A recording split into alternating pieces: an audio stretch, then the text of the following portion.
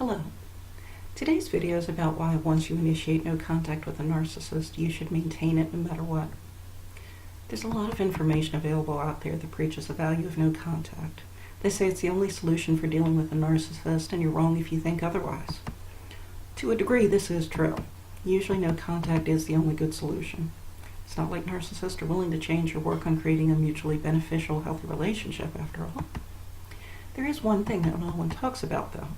That no contact needs to be done only after you are absolutely sure you can do it indefinitely no matter what happens. If you go no contact with a narcissist, then later resume the relationship, you're going to be very, very hurt.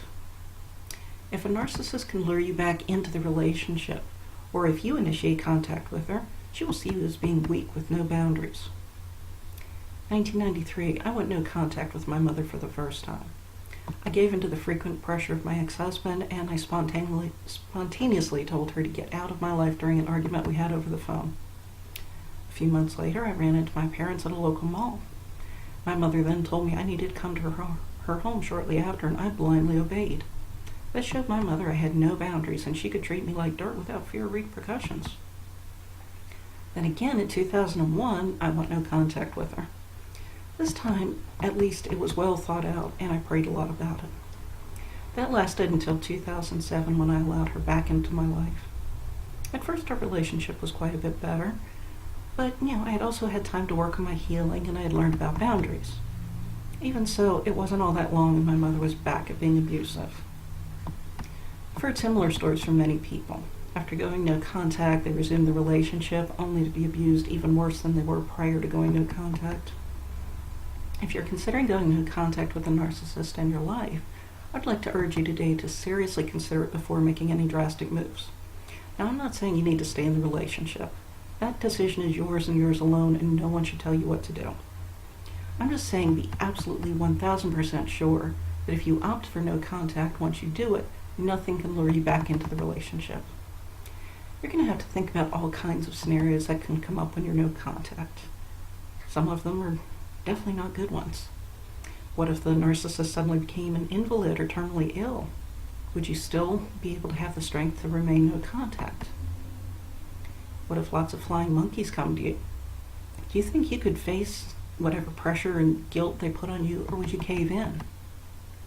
If the narcissist in your life is a parent or a relative, could you handle seeing that person at family gatherings? Could you avoid a scene if she starts one? Also, you may lose relationships with those people you and the narcissist both know. Will you be okay with that? Some people you think love you and will understand won't. Can you cope with that kind of pain?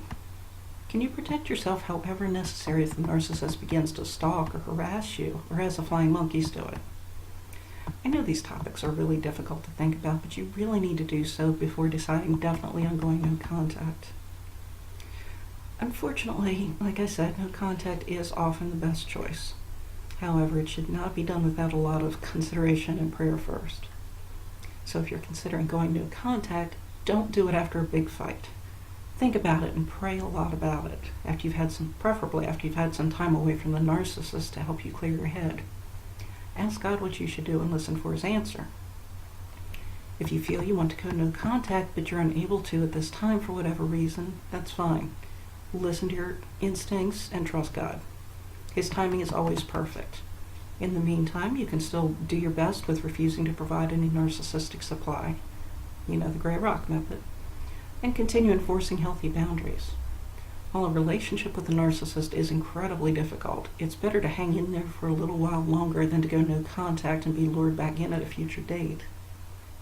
I wish you the best in this difficult situation, and I'm praying for you. Thank you for watching my video.